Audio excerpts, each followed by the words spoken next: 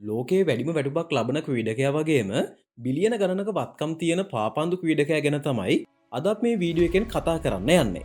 ඒ වෙන කවුරුත් නෙමෙයි අපි හැමෝම දන්න ක්‍රිස්ටියානෝ රොනාල්ඩෝ. ක්‍රිස්ටියානෝ රොනාල්ඩෝ කියන්නේ නමක් විතරක් නෙමෙයි. අද වෙනකොට ලෝක ප්‍රසිද්ධ සන්නාමයක් වෙලා ඉවරයි.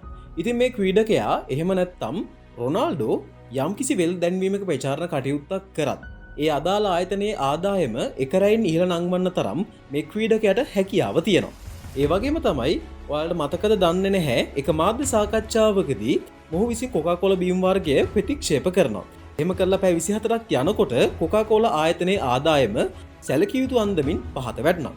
අද මේ වීඩියෝ එකෙන් ඔයාලත් එක්ක කතා කරන්න යන්නේ ඔහු කොහොමද මුදල් උපයන්න කියන දෙයට වඩා ඔහු මේ මුදල් වියදම් කරන්නේ කොහොමද කියන එක. සුපෝගබෝගී මන්දිර, සුපිරි වාහන, පෞද්ගලික ජෙට් යානා ගැන සහ රොනාල්ඩෝගේ මුදල් වියදම් වෙන්නේ කොහොමද කියන දේ ගැන තමයි අද මේ වීඩියෝ එකෙන් කතා කරන්න බලාපොරොත්තු වෙන්නේ. ඉතින් මතක් කරන්න ඕන මුලින්ම ඔයා තාමත් අපේ YouTube නාලිකාව සමග එකතු වෙලා නැත්නම් subscribe කරලා එකතු වෙන්න. එහෙම එකතු වෙන ඔයාට අපි දාන වීඩියෝ එකක් ඉක්මනින්ම ඔයා ගාවට ගෙන්න ගන්න පුළුවන්. අංක 1. අති සුපෝගබෝගී නිවාස.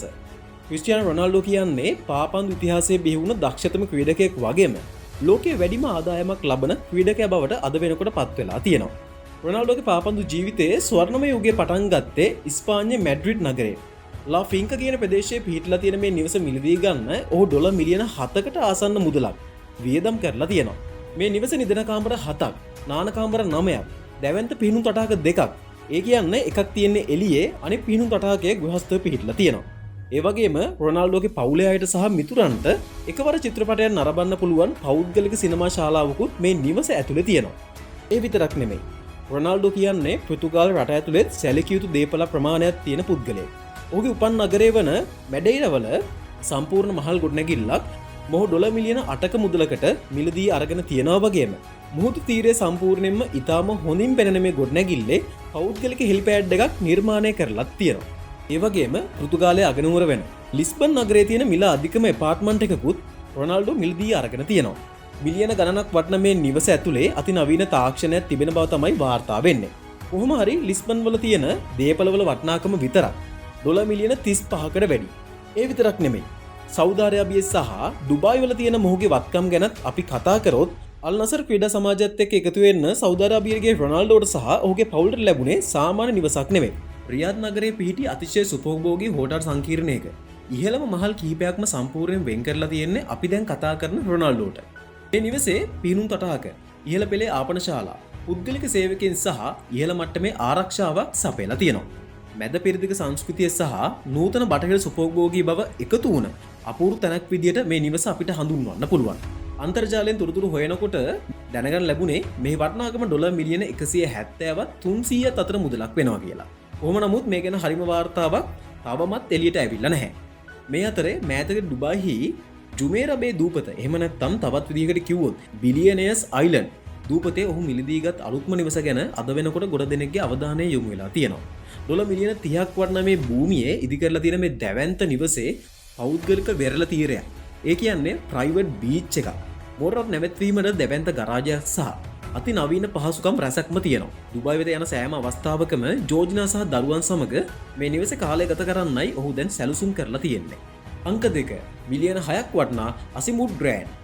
2020 දී ඔහු මිලදීගත් මේ අසිමුඩ් ග්‍රෑන්ඩ් යාත්‍රාව හරියට ජලය මත පාවෙන මාලිගාවක් වගේ කිව්වොත් අපි නිවැරදි. අඩි 88ක්. ඒ කියන්නේ මීටර් 27ක් දිග මේ යාත්‍රාව ඇතුලේ සුපෝගබෝගී නිදන කාමර 5ක්, නාන කාමර 6ක්, අලංකාර විසිත කාමරයක් සහ අතිනවීන මුළුතැන් ගෑත් තියෙනවා.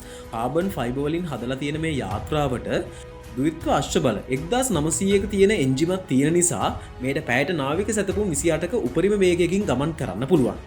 ජෝර්ජිනා සහ දරුවන් සමග මුහුදු මැද හිරු රශ්මිය විඳින්න, ව්‍යායාම් කරන්න වගේම පෞද්ගලික සාද පවත්වන්න ඔහු වැඩිපුරම කාලයක් ගත කරන්නේ ඒ යාත්‍රාවේ කිව්වොත් අපි නිවැරදි. ඒ විතරක් නෙමෙයි රොනාල්ඩෝ මේ යාත්‍රාවෙන් යන්න වැඩියෙන්ම කැමති තැන තමයි ලෝක ප්‍රසිද්ධ ප්‍රංශ රිවීරා වෙරළ තීරය.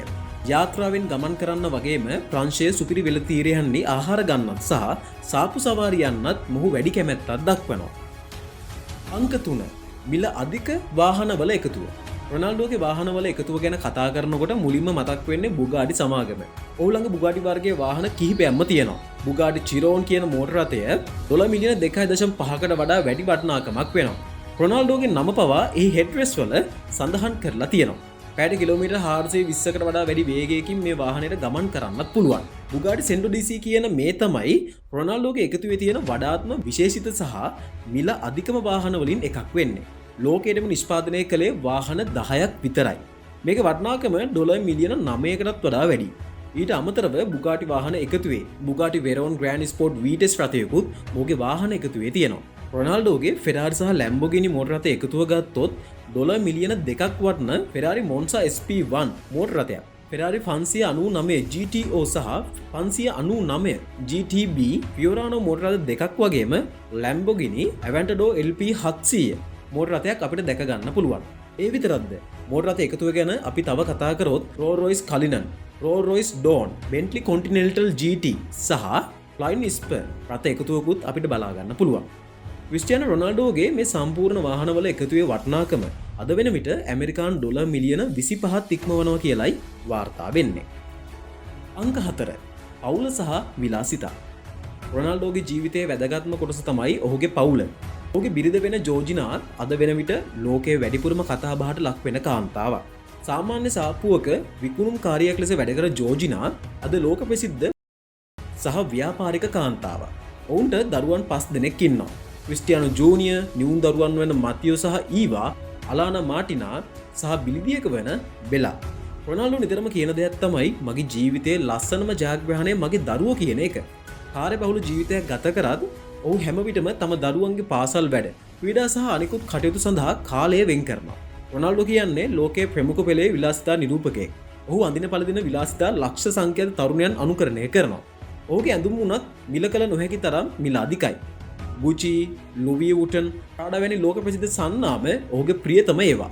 ඒ වගේම ඔහු අඳින මිල අධික රොලෙක්ස් සහ ජකොබ් ඇන්ඩ් කෝ වැනි අත්අොල්ලෝසු ලෝකයේම අවධානය දිනාගත් ඒවා. රොනාල්ඩෝ තමන්ගේ නමින් CR7 කියන සන්නාමය යටතේ සපත්තු, සුවඳ විලවුන් සහ හොටෙල් පවා සාර්ථකව පවත්වගෙන යනවා. අංක 5. ක්‍රිස්ටියානෝ රොනාල්ඩෝ සතුව තිබෙන ගුවන් යානා. අපි මුලින්ම කතා කරමු රොනාල්ඩෝ මුලින්ම මිලදී ගත් ලෝපුරා දැඩි කතාබහට ලක් වුණු ජෙට් යානයක් ගැන. ඒ තමයි ගල්ෆ් ස්ට්‍රීම් G200 කියන යානය. රොනාල්ඩෝ මේ යානය මිලදී ගත්තේ 2015 වර්ෂයේදී. ඒ වෙනුවෙන් ඔහු ඇමරිකානු $25 මිලියන 25ක මුදලක් වියදම් කරා කියලා තමයි වාර්තා වෙන්නේ. මේ යානය එකවර මගීන් 10 දෙනෙකුට සුව පහසු ලෙස ගමන් කරන්න පුළුවන් විදියට නිර්මාණය කරලා තියෙනවා වගේම පැයට කිලෝමීටර් 900කට වඩා වැඩි වේගයකින් ගමන් කරන්නත් පුළුවන්. මේක ඇතුලේ අංග සම්පූර්ණ මුළුතැන් ගෑම්, විදුලි උඳුනක්, මයික්‍රෝවේව් උඳුනක් සහ ශීතකරණයක් වගේම අධි තාක්ෂණික Wi-Fi පහසුකම් දුරකථන පද්ධති මේ යානයට ඇතුළත් කරලා තියෙනවා. කොහොම හරි G200 යානයට වඩා විශාල, වඩාත් වේගවත් සහ ඊටත් වඩා මිල අධික යානයක් අවශ්‍ය නිසා රොනාල්ඩෝ ඊළඟට මිලදී ගත්තේ ලෝකයේ තියෙන හොඳම පෞද්ගලික ජෙට් යානයක්. ඒ තමයි ගල්ෆ් ස්ට්‍රීම් G650 කියන ගුවන් යානය.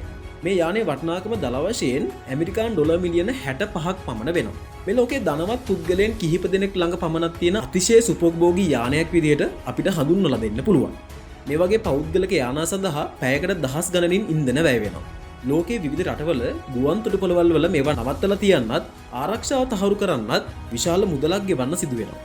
ඒ විතරක් නෙමෙයි, පළපුරුදු නියමුවන්, කාර්මික ශිල්පීන් සහ ගුවන් සේවිකාවන් නඩත්තු කිරීම සඳහාත් විශාල වාර්ෂික මුදලක් වෙන් කරන්න රොනාල්ඩෝට සිදු වෙනවා. නමුත් ක්‍රිස්ටියානෝ රොනාල්ඩෝ කියන්නේ ලෝකයේ වැඩිම ආදායම් ලබන ක්‍රීඩකයා නිසා මේ වියදම් ඔහුට සුළු දෙයක්. සාමාන්‍ය පවුලකින් ඇවිත් අද ලෝකයේ අංක 1 තැනට ආපු ක්‍රිස්ටියානෝ රොනාල්ඩෝ තමන්ගේ මහන්සියෙන් හම්බ කරපු සල්ලි වලින් ජීවිතේ උපරිමයෙන්ම විඳින හැටි ඔයාලට දැන් මේ වීඩියෝ එකෙන් බලා ගන්න පුළුවන් වුණා. ඉතින් මේ වීඩියෝ එක ගැන අදහස පහලින් කමෙන්ට් කරන්න කියන ගමන්ම ඔයා තාමත් අපේ YouTube නාලිකාව සමග එකතු වෙලා නැත්නම් subscribe කරලා එකතු වෙන්න වගේම අපේ Facebook වීඩියෝ සමගත් එකතු වෙන්න. ඒ වගේම තවත් අලුත් වීඩියෝ එකකින් හමු වෙන්න බලාපොරොත්තු වෙන්න. අදට අපි ඔබගෙන් සමු ගන්නවා. ඉතින් ගිහින් එන්නම්. ඔබට සුබ දවසක්.